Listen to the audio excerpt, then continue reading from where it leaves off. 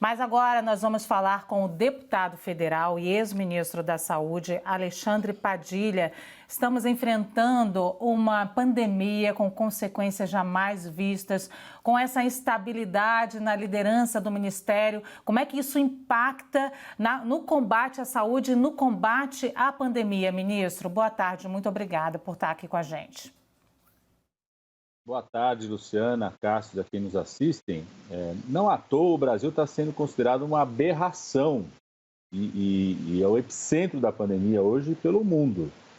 É como se você, Luciana ou Cássio, estivesse entrando numa cirurgia e no meio da cirurgia você descobre que muda o médico, muda o anestesiologista, muda o anestésico que está sendo utilizado, muda até o diagnóstico às vezes, né? Essa troca no Ministério da Saúde, o ministro que estava mal tinha apresentado para a sociedade ainda um plano e que ia fazer para realizar aquilo que a gente mais precisa hoje, que é atendimento, leitos de UTI, testes que não foram distribuídos até agora, proteção para os trabalhadores. Sequer apresentou um plano, é trocado e ficou muito claro pela reportagem de vocês que a troca dele parece ter sido uma resposta a uma exigência do presidente Bolsonaro sobre uma aplicação de um medicamento, como se o presidente da República tivesse estudado para ser médico, estudasse os estudos, né, trabalhos, faz uma defesa que nem Trump faz mais. O presidente Trump chegou, foi o primeiro a falar em cloroquina enquanto líder estadista, né, enquanto chefe de Estado no mundo, fez uma defesa inicial, depois a própria agência dos Estados Unidos deixou claro que aquilo que Trump propunha em relação à cloroquina não era possível, ele parou de falar sobre isso, né? Impressiona muito o Bolsonaro voltar a falar disso no momento onde o Brasil explode o número de mortes e tem um debate público hoje sobre manter ou não o distanciamento social. Aqui é o Cássio Zeyman falando com o senhor. Até eu gostaria de, podemos dizer, falar um pouquinho mais sobre essa insistência do presidente Jair Bolsonaro, né, de ter alguém no Ministério da Saúde que confirme toda a sua tese em questão do uso da cloroquina e também do isolamento social. Como é que o senhor vê a postura do presidente diante de uma crise, a maior pandemia, podemos dizer, do mundo, em que os números do Brasil são muito preocupantes, com mais de 14 mil mortes e mais de 200 mil casos confirmados?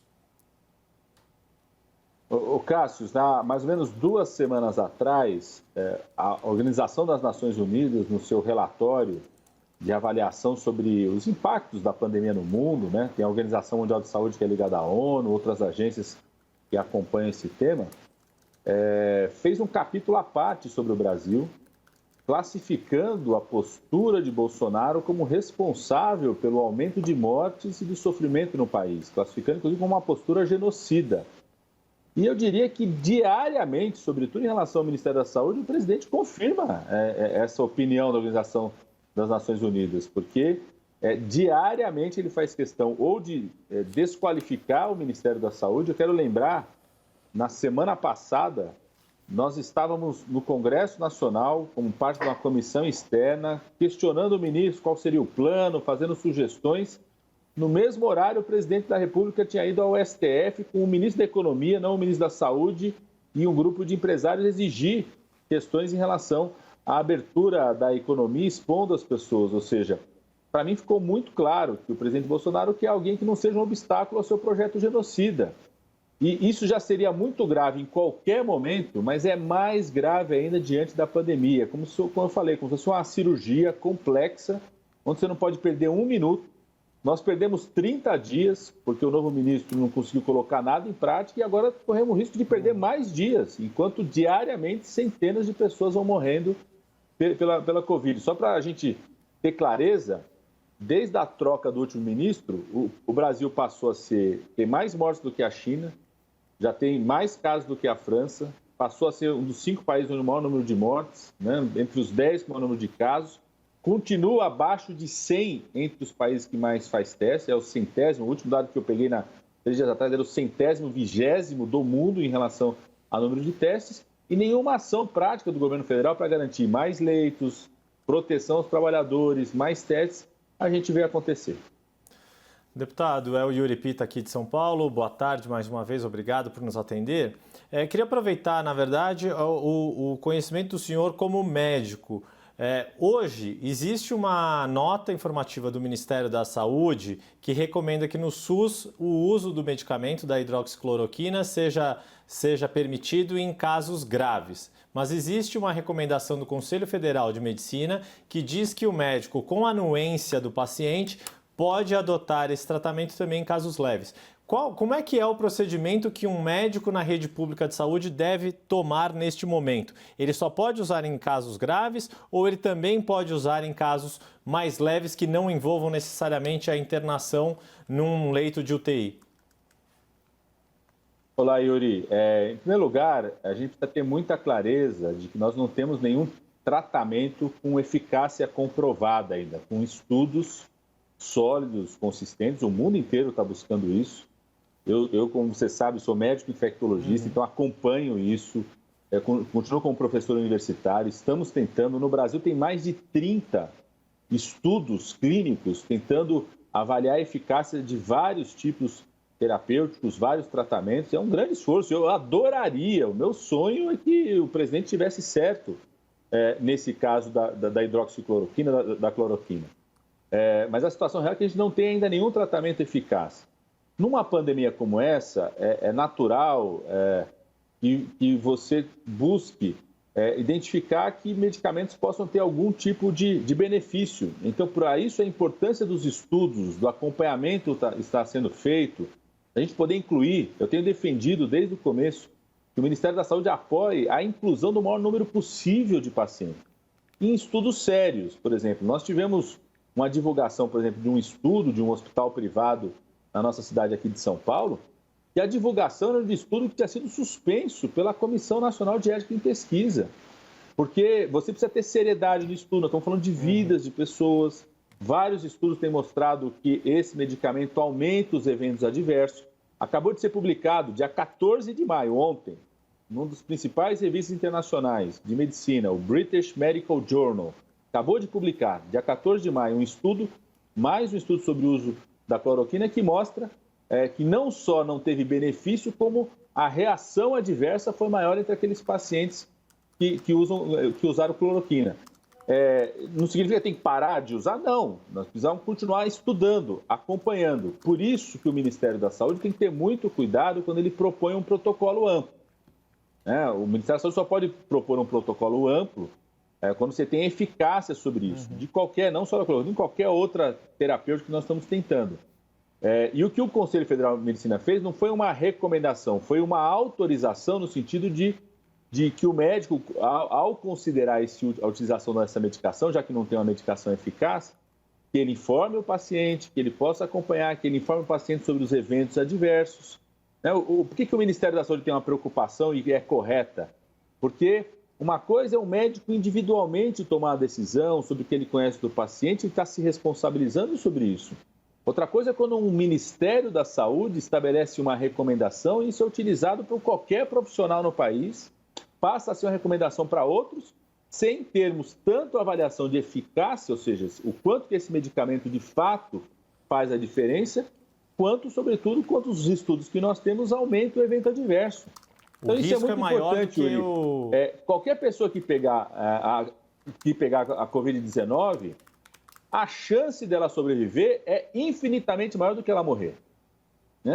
Por que morre tanta gente da Covid-19, infelizmente? Porque ela progride muito, são muitos casos, por isso que morre tanta gente. Mas se você pegar, a chance de você sobreviver é maior do que você morrer. Então, muitas vezes a pessoa tem a impressão de que ela tomou alguma coisa e acha que isso foi o motivo da sobrevida dela. Por que você não pode pegar isso, interpretar isso e a partir daí definir que esse é o medicamento eficaz? Porque isso pode fazer a diferença exatamente naqueles grupos de maior risco, naqueles que têm um risco maior de morrer, dos profissionais apostarem no medicamento e muita gente ganhar dinheiro com isso, no medicamento que não necessariamente vai ser eficaz. Por isso, Yuri, eu acho que é uma pena a gente estar perdendo tempo nesse debate sobre cloroquina, virou um fla-flu sobre isso, quando quem tem que responder isso é a ciência, e a gente deveria estar dedicando mais tempo, o Ministério da Saúde e o Presidente da República, a montar um protocolo do atendimento antes do hospital, porque isso para mim é o mais grave. Nós precisamos usar os médicos de família, voltar aos médicos, mais médicos, as equipes de saúde da família, os enfermeiros, agentes comunitários de saúde, para orientar as pessoas num tratamento pré-hospitalar, antes de chegar no hospital. Isso que o Ministério da Saúde tinha que dedicar nesse momento. Quais são os cuidados? Como é que uma equipe de saúde da família pode perceber precocemente que aquela pessoa tem um risco de faltar ar, para que ela não chegue no hospital com a falta de ar muito avançada, já com uma resposta inflamatória disseminada? Quais são os cuidados que podem ser feitos em relação às pessoas? Como estabelecer critérios para priorizar o atendimento de algumas pessoas? Era isso que o Ministério tinha que estar dedicado, as secretarias, né? Os especialistas estão propondo isso, e não esse debate, que é um debate que é um fla-flu, que pode colocar em risco a vida de muitas pessoas, o debate sobre cloroquina ou não, né? Para mim, não é um debate de futebol, não é um debate de profissão de fé, são estudos que a ciência vai avaliar, tem vários estudos acontecendo no Brasil, e se tiver um resultado positivo, ótimo, que seja recomendado a utilização. Mas me preocupa muito que, nesse momento, nós estamos perdendo 2 meses desse debate, quando deveríamos estar dedicados ao debate de como tratar, o que fazer, o que o médico que está na rede pública, o enfermeiro, o agente comunitário de saúde pode fazer para um paciente antes dele chegar no hospital. Não só as medidas de bloqueio, mas as medidas de cuidado e de alerta, que possam antecipar uma internação dele para que ele não evolua para um caso muito grave. Deputado, boa tarde, é Kenzo daqui de Brasília. O senhor já esteve nessa pasta da Secretaria de Saúde. É claro que agora a gente vive uma situação completamente diferente, nós estamos enfrentando uma grande pandemia no mundo inteiro, mas eu queria fazer um questionamento com o senhor em relação a esses reflexos. Quais são os reflexos que trocas como essas, a gente está vendo aí 2 ministros da Saúde saíram dentro dessa pandemia, e quais são os impactos que isso causa lá na ponta, na saúde, nas diretrizes, por exemplo, de isolamento, no atendimento à saúde pública no Brasil? Kenzo, é terrível, né? Eu fiz uma metáfora aqui, é como se você tivesse numa cirurgia grave, numa cirurgia cardíaca que pode durar horas, você entrasse com uma determinada equipe médica, soubesse quem era a equipe médica, soubesse qual era o plano cirúrgico, qual era o plano anestésico, e ao longo dessa cirurgia vai trocando do médico, vai trocando da equipe de anestesista, troca os técnicos de enfermagem, troca o enfermeiro, troca o comando o tempo todo. Isso é mais grave ainda numa pandemia como essa, porque essa pandemia a gente não pode perder um dia, Kenzo, né? Um dia está significando centenas de mortes. A progressão desse vírus, um dia num atraso, numa decisão sobre compra de respirador mecânico, sobre compra de testes, sobre compra de materiais, está significando outro país comprar, outro sair na frente e a gente perder esses equipamentos. Um dia de atraso da decisão da indústria passar a produzir máscaras, produzir roupas, aventais para os trabalhadores da saúde, a indústria de bebidas fazer a reconversão da produção de álcool gel. A cada dia que a gente atrasa numa decisão como essa, outros países vão saindo na nossa frente, ou pessoas estão morrendo, trabalhadores estão ficando desprotegidos.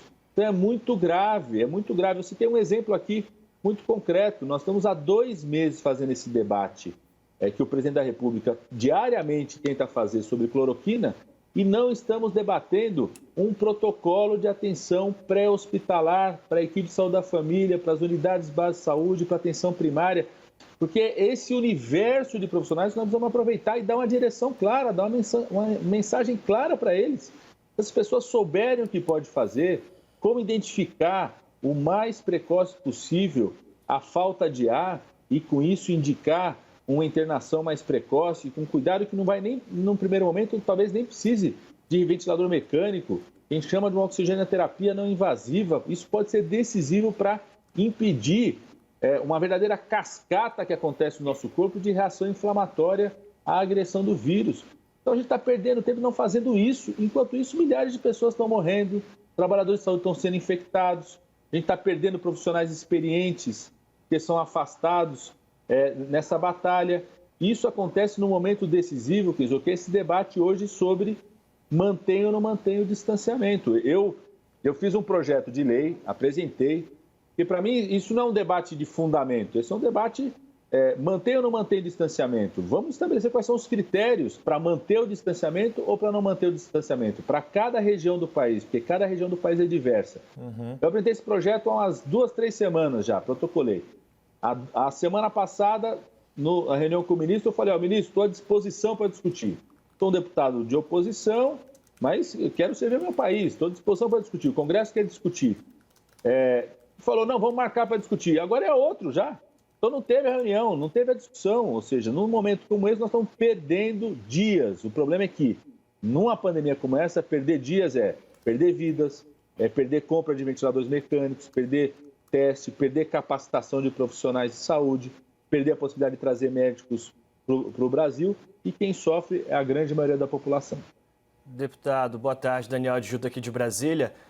O presidente Jair Bolsonaro cita bastante que montou a esplanada dos ministérios com técnicos. Nós temos, em meio à pandemia, portanto, o segundo técnico na pasta da saúde saindo. A minha pergunta para o senhor é: com que autonomia chega o terceiro ministro da Saúde, se for técnico? Eu diria que nenhuma. Né? Ficou claro que não tem nenhuma. Um dos motivos que falavam que o ministro Mandetta tinha que sair é porque falava muito, dava muita entrevista, ou tinha uma voz dissonante ao presidente da República. O atual ministro ficou claro, um ministro, ninguém nem lembra direito o que fez, não conseguiu anunciar plano, não tinha uma voz dissonante. Ficou claro pela reportagem de vocês, né, que ele está saindo porque ele deu uma resposta negativa ao que o presidente queria sobre uma questão eminentemente técnica. Certamente, quando as pessoas votaram para presidente da República, no presidente Bolsonaro, não votaram nele pensando que ele era um médico que podia recomendar medicamentos. Certamente. Mesmo as pessoas que votaram nele pensando que ele poderia ser um bom presidente, eu discordo dessas pessoas, mas respeito, votaram nele para ser presidente da República, não para ser médico, para recomendar medicamento ou para demitir um outro médico, caso esse outro médico não venha recomendar esse medicamento. Então é um absurdo o que está acontecendo. Não à toa, Bolsonaro e o Brasil está sendo considerado uma aberração. Eu quero repetir aqui o exemplo do presidente Trump nos Estados Unidos, a quem Bolsonaro, inclusive, se inspira, inclusive, sobre esse tema da cloroquina. O primeiro presidente a falar sobre cloroquina foi o presidente Trump. Falou, ouviu a agência dos Estados Unidos, o presidente do comitê que define as diretrizes para a Casa Branca é um dos infectologistas, um dos virologistas mais reconhecidos. Eu virei médico infectologista na luta contra a AIDS. O doutor Fauci é um dos ícones da luta contra a AIDS no mundo. Conduz um comitê de especialistas e recomendou claramente à Casa Branca, não podemos autorizar a utilização dessa medicação em massa como tinha sido uma primeira pretensão. O presidente Trump foi humilde, reconheceu, ele foi eleito para ser presidente da República, não para ser médico. Alguém acha que Bolsonaro tem condições de ser médico do país? Né? Acho que até deve ter gente que acredita que Bolsonaro pode ser presidente da República. Eu discordo, mas deve ter gente que acredite. Agora, alguém acha que ele pode ser médico no país? Certamente não. E a postura dele é de descredenciar os seus ministros. Deputado, eu só gostaria de falar um parênteses aqui também, porque mesmo o uso da cloroquina, a gente vem entrevistando muitos médicos aqui no Visão CNN e não existe uma unanimidade em relação ao uso da cloroquina. Nós acabamos de falar do nome da doutora Nise Yamaguchi, por exemplo, que é uma defensora do uso da cloroquina. Então, assim, da questão técnica, também a gente tem pensamentos dissoantes em relação a isso. Mas a minha pergunta para o senhor é exatamente nesse meio confuso em que a população não sabe isolamento ou não isolamento, cloroquina ou não usa cloroquina, nessa grande confusão que está o Brasil nesse momento, que é um momento muito delicado, tudo isso aconteceu, mas a gente tinha uma palavra que estava presente, que era transparência. Até o momento nós tivemos transparência, nós tivemos acesso aos números do Ministério da Saúde, nós tivemos aqui as coletivas durante todas as tardes do Ministério da Saúde. O senhor, que já foi ministro da Saúde, conhece bem o corpo técnico, o senhor pode dizer se existe possibilidade da gente não ter mais essa transparência? Isso existe? Se isso acontecer, vai ser... Duas questões são muito importantes na condução de qualquer epidemia e de uma pandemia como essa. A primeira é transparência na condução pela autoridade. E segundo, que a autoridade tem uma mensagem única, uma mensagem clara. Nós temos um problema grave em relação à mensagem clara eu ainda considero, Luciana, aí na minha avaliação, não só como deputado federal e ex-ministro, mas como médico infectologista, nós temos problemas ainda, uma parte da transparência dos dados. Por exemplo, eu defendo, te citar um exemplo, a Secretaria de Saúde aqui da cidade de São Paulo, que é de um partido que é diferente do meu, passou, a partir da metade de abril, a divulgar os casos não só confirmados por teste, mas os casos suspeitos também.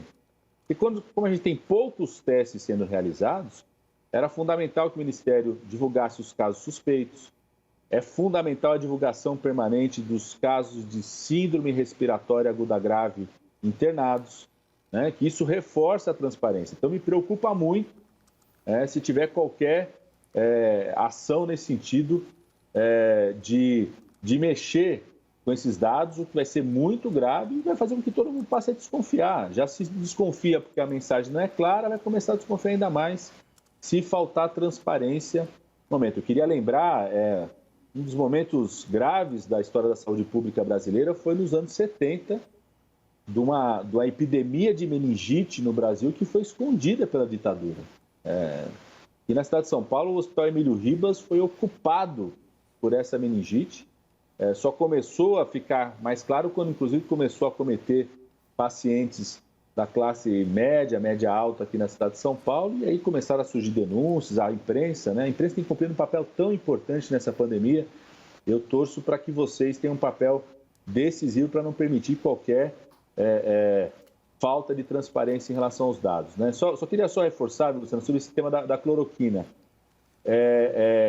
Existe dúvidas, e isso é muito positivo, por isso existem estudos, né, de qual que pode ser o benefício da cloroquina. Nesse sentido, todos, né? Eu fui o primeiro a falar, eu torço para que estejam certos aqueles que são defensores, né, do seu uso. Por isso que existem estudos para avaliar em relação a isso. Então, tanto existe dúvida que existem estudos para afirmar a dúvida. O que preocupa muito é uma tentativa de se enfiar a goela abaixo do Ministério da Saúde uma decisão de recomendação em larga escala, enquanto política pública, defendendo o uso de um protocolo que não tem embasamento científico ainda para utilizá-lo.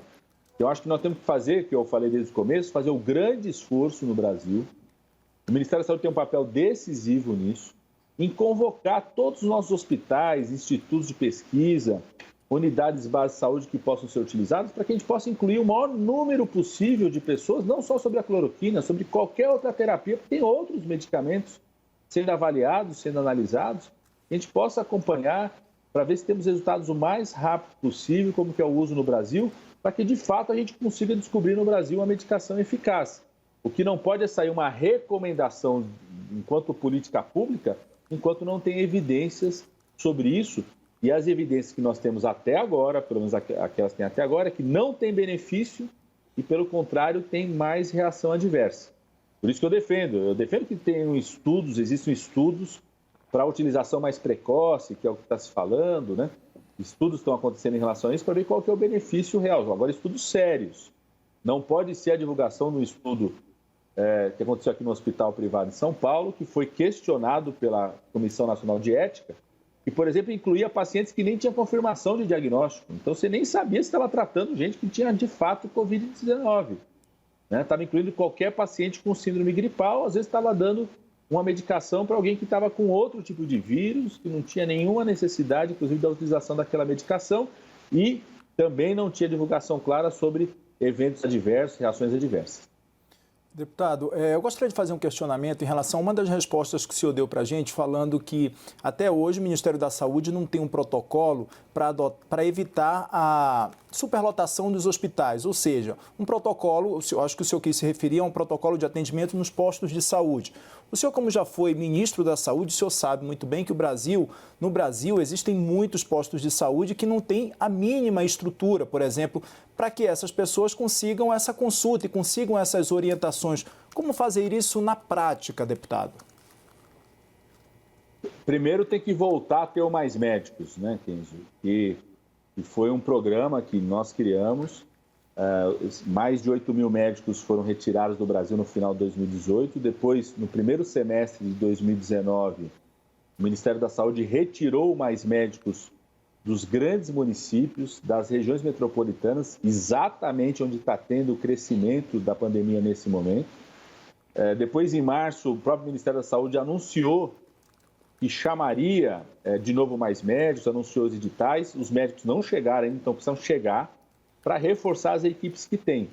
Segundo, tem que ser um protocolo adaptado à realidade que nós temos. Você falou, você tem um papel que não é só dos médicos, tem um papel que são dos enfermeiros, dos agentes comunitários de saúde, da equipe multiprofissional. Nós temos fisioterapeutas lá na ponta, nós temos nutricionistas, que pode ser melhor utilizado. Ele dá conta do Brasil inteiro hoje? Não dá, porque a cobertura foi sendo reduzida, destruíram mais médicos, mas se você tem profissionais hoje que estão lá, eu continuo, né, sendo professor universitário, acompanho nas unidades básicas de saúde meus alunos, eu converso isso com eles, tem profissionais que estão lá e que não têm uma recomendação clara, não só da parte clínica, né, de como que avaliar a suspeita, fazer o bloqueio adequado, mas de identificar sinais precoces que podem ser alertas para uma ida mais precoce no hospital, porque essa é uma situação grave, a gente tem recebido muitos pacientes que chegam muito no final já no hospital. Então, como você pode perceber, a unidade básica de saúde pode detectar uma insuficiência respiratória muito precoce, uma queda na saturação, como você fazer isso. Apostar muito na telemedicina. Os governadores do Nordeste, por exemplo, o consórcio do Nordeste fez uma grande aposta na telemedicina, no monitoramento por aplicativo. Você fazer algumas recomendações para as pessoas que têm doenças crônicas, doença cardiovascular, hipertensão, asma bronquial, se tratar na atenção primária. Isso pode fazer muita diferença. A grande vantagem que o Brasil tem, Kenzo, nessa história toda, é que o nosso outono e inverno vem depois do outono e do inverno do hemisfério norte. Então, a gente tem a oportunidade de aprender com o que os outros países fizeram. Países que têm sistemas nacionais públicos fortes e que usaram fortemente essa atenção primária, o cuidado da atenção pré-hospitalar, tiveram resultados melhores. Então, a gente pode aproveitar essa experiência para buscar o esforço de reduzir mortes no Brasil nesse momento. Eu queria muito agradecer a sua presença aqui, deputado federal e ex-ministro da Saúde, Alexandre Padilha, por dedicar um pouquinho da sua tarde aqui esclarecendo alguns pontos e trazendo o seu ponto de vista também sobre esse dia conturbado hoje. Muito obrigado, viu, a toda a CNN, e parabéns vocês por estarem promovendo sempre o debate, sempre à disposição de vocês aqui.